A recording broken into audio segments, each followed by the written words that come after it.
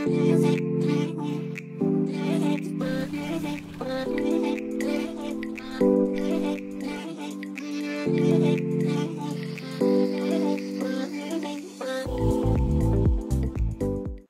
guys, Assalamualaikum. Hari ni aku berada dekat Taman Negeri Endau Rompin ya. So aku nak share dengan korang something pasal ilmu emas. Sebelum aku share dengan korang, aku nak disclaimer dulu, video ni sebenarnya tak ditaja oleh mana-mana pihak. Cuma aku nak promote tempat pelancongan yang menarik ni supaya kita boleh lapangkan fikiran setelah penat bekerja. So aku harap korang boleh pergi ke sini bersama keluarga korang. Jadi tempat pertama yang korang akan jumpa bila sampai sini adalah Rainforest Discovery Centre. Di sini ada banyak fakta menarik tentang infografik flora dan fauna serta tayangan video yang korang kena masuk tengok dan rasai sendiri.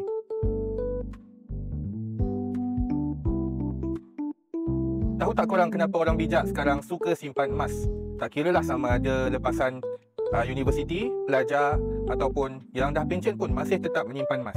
Kenapa? Ada yang kata emas ni mahal. Aku faham, emas tu memang mahal. So tak semua orang mampu simpan.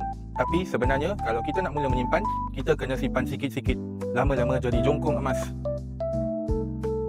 Guys, untuk berjaya korang perlu ada disiplin dan konsisten dalam menyimpan duit lebih korang kepada emas. Itu saja caranya, sebab kita bukannya orang yang banyak duit, tapi sekurangnya kita ada ilmu dan kita gunakan ilmu tu untuk bantu diri kita dan orang lain. Okay guys, kalau korang ke Taman Negeri Endau Rompin Pahang ni, so di sini ada menyediakan perkhidmatan bagi chalet pun ada dekat kawasan ni. Okay, cantikkan chalet dia. Korang boleh sewa dekat sini, boleh tanya dekat kaunter dan staf pendaftaran. Kalau paling kecil, dia walaupun ni dia kira 3 tahun ke bawah. Okay, berhadapan chalet ni korang akan nampak jambatan gantung dan juga Sungai Kincin. Kenapa dia keruh? Sekarang sebab hujan lebat. Okay guys, inilah chalet yang aku maksudkan tu. Cantik kan? So guys, kalau korang nak pergi makan dari chalet, korang boleh makan je dekat atas tu. Okay, nanti aku tunjukkan apa yang ada dekat atas tu. So guys, kalau nak makan, inilah kawasannya.